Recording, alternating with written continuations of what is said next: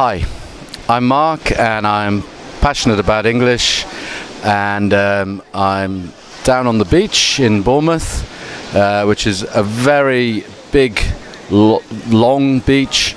It's nearly 7:45 and there's still loads of people here, tons of people here, and we're in the middle of a heat wave. In Britain, a heat wave means more than a week of very hot weather. So it's been in the 30s, 31, 32, 33 degrees every day for about a week, which if you live in a hot country, it's no big deal, but for us, it's really extraordinary. Okay, so I'm here today with Sonia, who's from Switzerland. Hi, Sonia. Hi, Mark. And well, your English is exceptional. How did this happen? Well, I came over to England to learn a bit of English for 3 months. This is 32 years ago, and I got stuck. I got married, had a daughter, and still here after 32 years. So. And when you came, did you speak any English? No, I spoke a few words. I just about understood good morning, good evening, hello, goodbye, that sort of thing. I was more or less a complete beginner.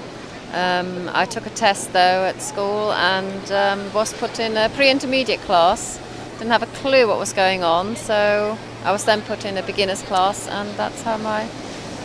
Okay, so how did your English get so good? I suppose by immersing myself completely in English life. I was also going out with my teacher, which helps. And yes, I just learnt it over the years, acquiring it rather than studying it. So you didn't really study grammar or textbooks or whatever. It was through, as you said, immersing yourself. Yes, I studied for the first 3 months and did the basics then. But after that, I didn't really study. I did another month or two before taking the first certificate, Cambridge First Certificate, and then took the proficiency as well, a year later or so. And then a couple of years after that, I did a teacher training course as well, and so I'm actually a qualified teacher. Although I took on the management of the school rather than actually teaching. So you ran a quite well-known English language school in Bournemouth. At the time it was quite well known, yes, very small school, BTS.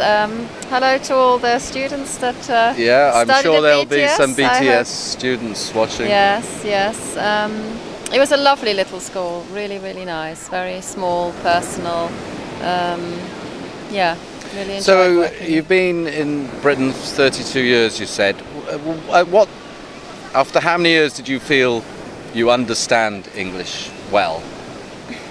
It's a difficult question, actually. It's a process, and you're just understanding more and more.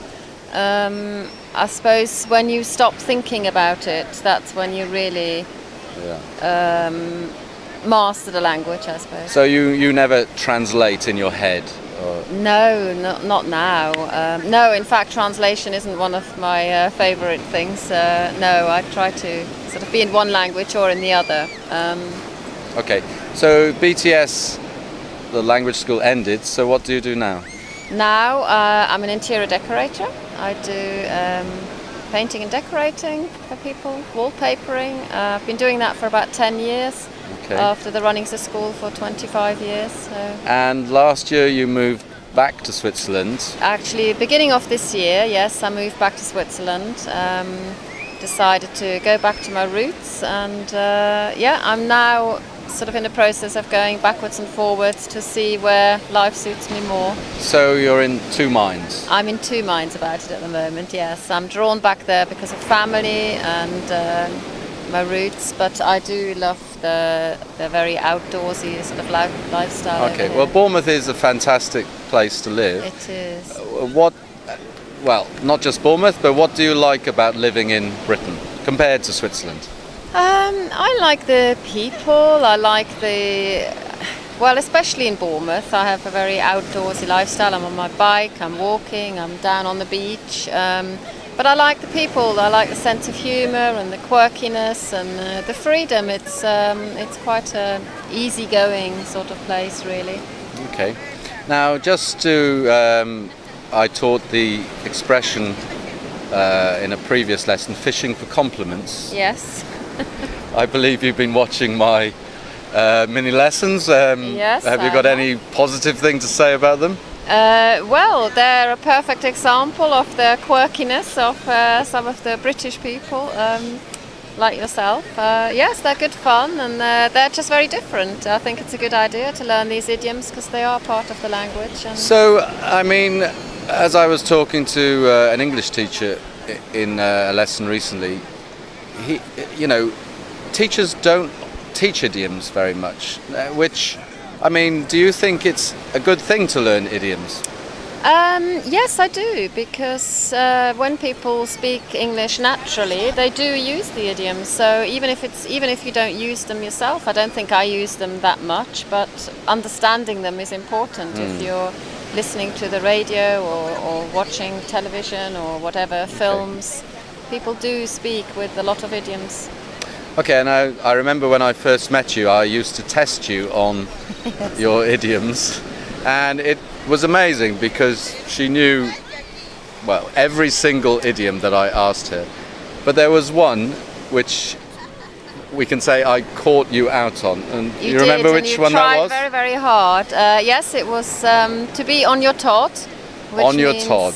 to be on your own, to be alone. Yeah. So if I was here, just me on the beach, I could say, oh, I went down the beach, but I was on my Todd. So it was just me, I was alone. Okay, so are you ready for some expressions? I'll try, yes. Now, Sonia is known as being an extremely positive person. In fact, you could say she's annoyingly positive. Yes, my daughter coined that phrase for me. Yes, she occasionally thinks I'm annoyingly positive. All right. I'm naturally an optimist, but I like to look at life in a positive way. Okay, so these are all connected with being positive, and some of them are about being negative. So how about to look on the bright side?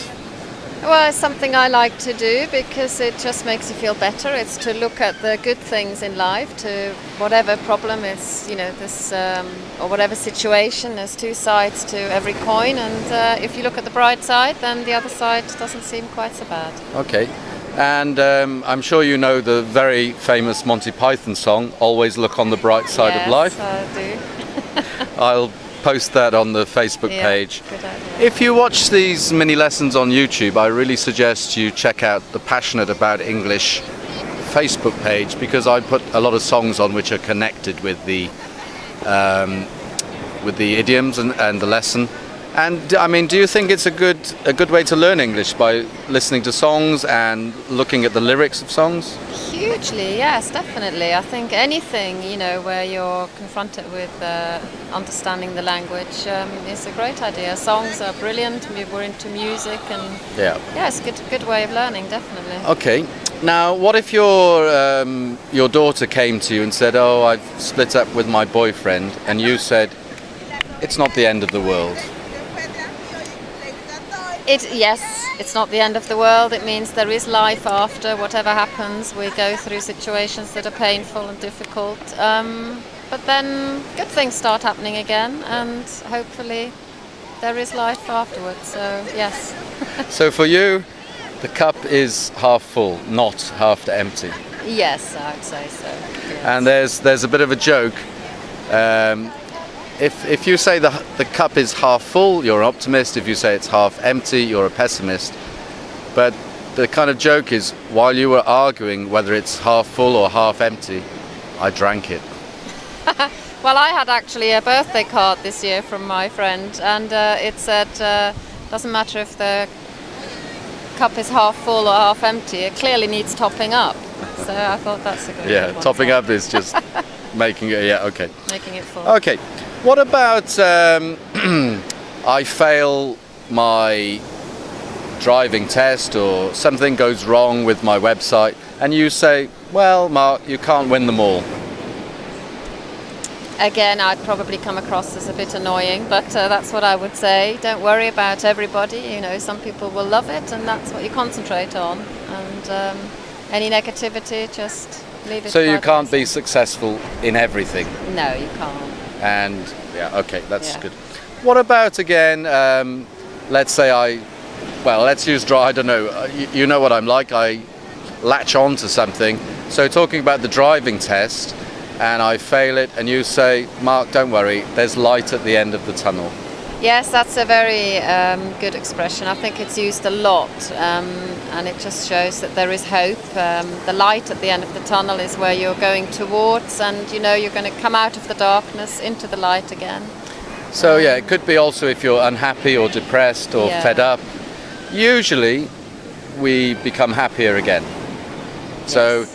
a tunnel is often dark. Well, there are lights, but if you're going through a long tunnel, and in Switzerland there are many long tunnels, There are a lot of tunnels, yes, definitely. and at the end of the tunnel there is light, which is, you could say, positivity. Yes. Okay, what about a very simple one? That's life. That's life. Life has ups and downs, and again, it just depends what we put our mind to, what we concentrate on, and it's just being philosophical about it, I suppose, Yeah. which helps, and accepting that there's good times and bad times. Okay, sounds good to me. And similar, I guess, tomorrow's another day. Yes, however dark and awful today might seem, tomorrow's another day, and hopefully it'll be brighter and full of sunshine and happiness again. Okay, now you're staying with some friends of yours who have gone travelling in France, I think. Yeah. And you could say, I say, well, how are they? And you say, well, no news is good news. Yes, it's something we say quite a lot when people go away, and we don't expect perhaps to hear from them. But obviously, if there was bad news, we would hear from them. So we say no news is good news. Hopefully, I won't hear from you. Everything will be all right. Okay, sounds good. Fingers crossed. Fingers crossed. It's an English way of saying good luck. In Switzerland, we say squeeze your thumb for somebody to wish How them do good you luck. say that in Swiss German? Daumen drücken. Say again? Daumen drücken. Dumme Trucke. So, actually, just as a quick aside, Swiss German and German, they are quite different. Well, they are. Swiss German is like a very strong dialect with a lot of different words, and the basis is obviously German. But the Germans don't understand the Swiss German, whereas we understand the Germans because we learn High German from So a in very a way, early age. you speak you speak at least two languages, German Two. and Swiss German. Yes. And of course, in Switzerland, people also speak French, Italian, Romansh. Yes. Do you speak any I of those don't three? speak any Romansh. I understand a little bit of Italian and trying to learn more, and a little bit of French from school days. Yeah. Okay. How about when you go back to Switzerland? I say, I hope you have a nice trip or a safe trip, and I say, touch wood. Touch wood, yes, we say that again to hope. We're saying, I hope nothing awful is going to happen. Touch wood, often we say touch wood if there's nothing wood around. People sort of touch their heads as a joke. Do you say that in Swiss German at all? Yes, we do. How do you say that? Holzarlange, Which means touch wood. touch wood, yes. Okay.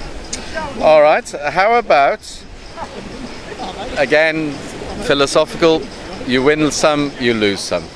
You can't please everybody. Some people will be happy, some people won't be about what you do.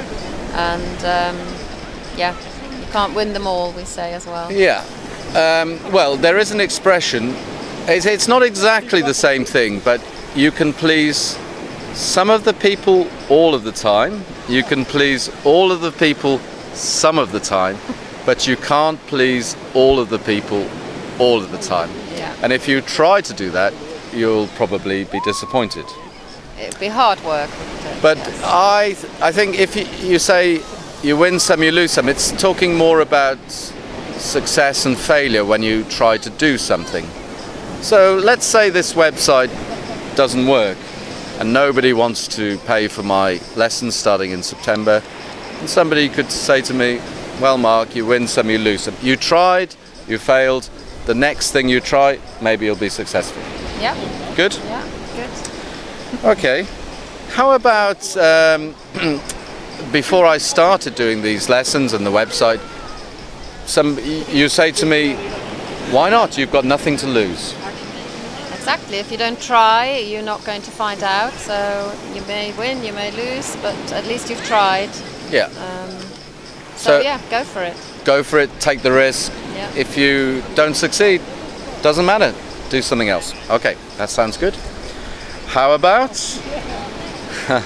where there's a will, there's a way. Yes, I believe in that very strongly. I think that's very true. If you have a will and you know what you want, you can go after it and you'll find a way.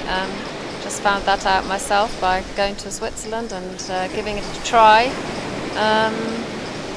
What are we talking about? A will? A will, as in you want something quite okay. strongly.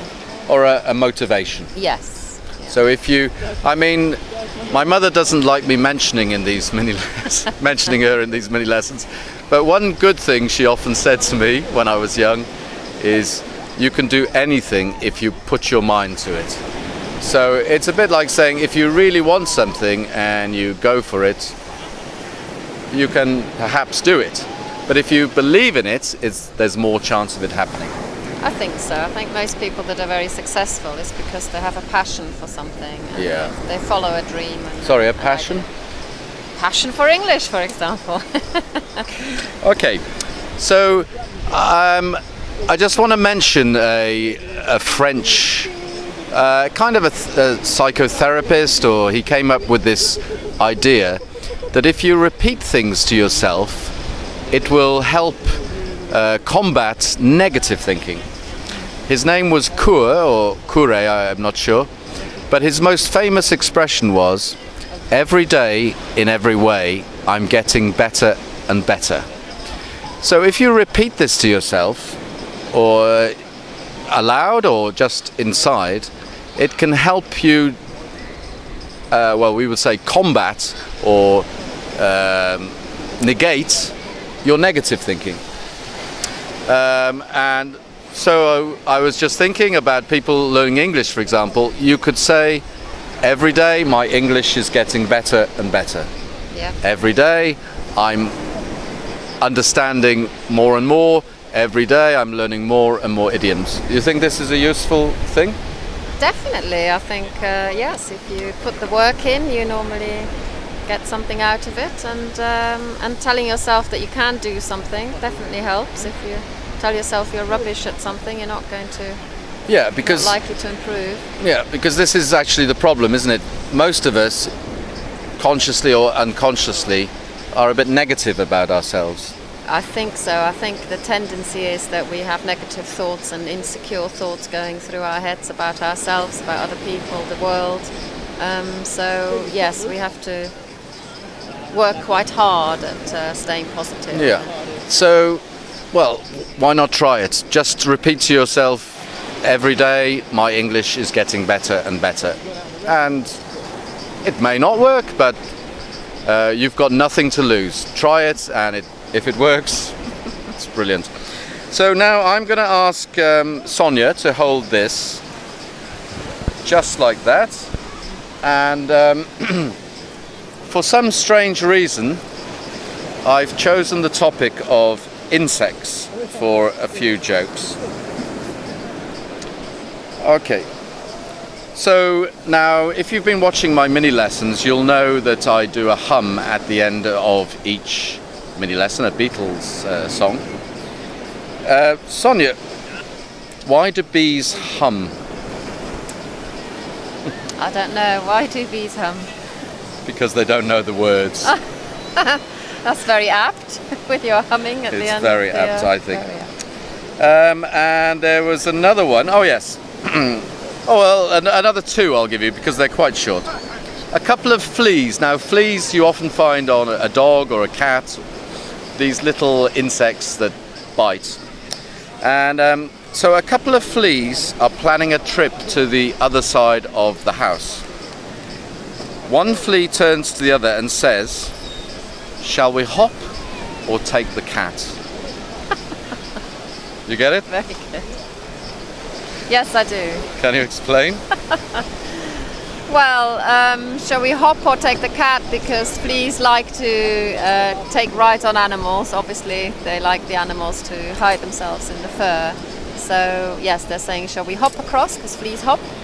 Or shall we take the cat, and the cat will take us to the other side of the Yeah, so we came room. to the beach today, and I could say, shall we walk or go by bike? Shall we walk or take the bus? Shall we walk or take a taxi?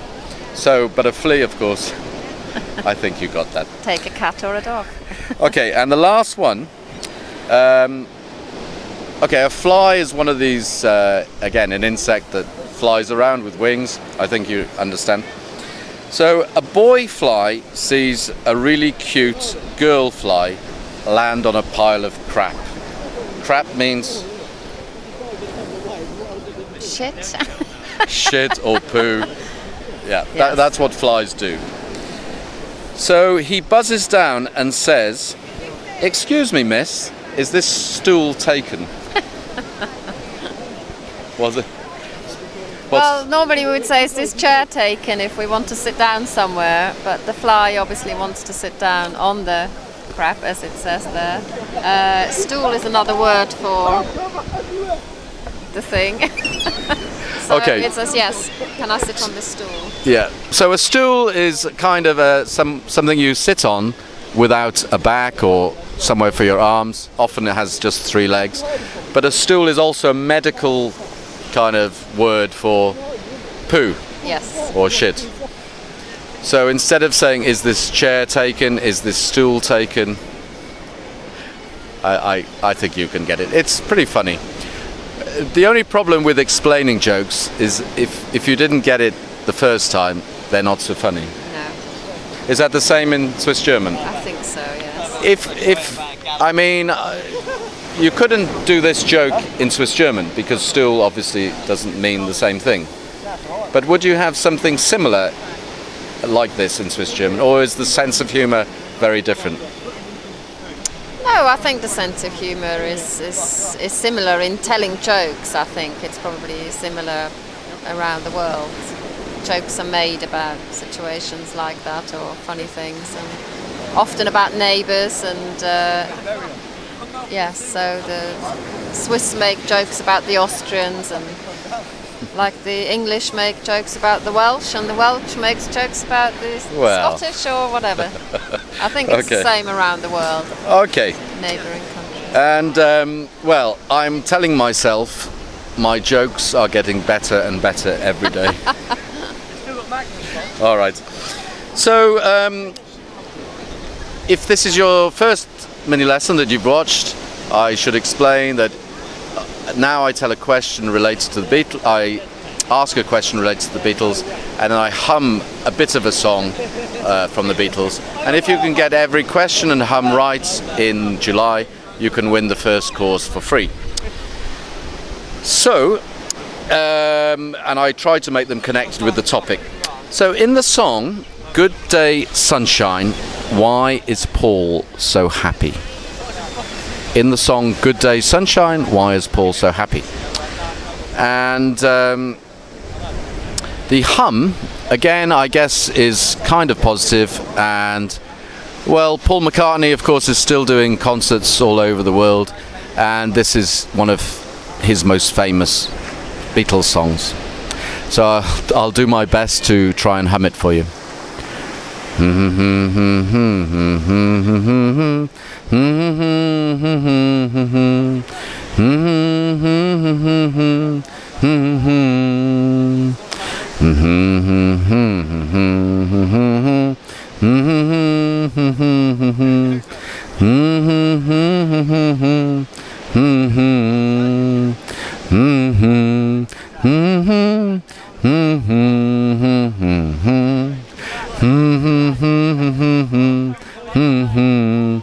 Okay, you must get that one.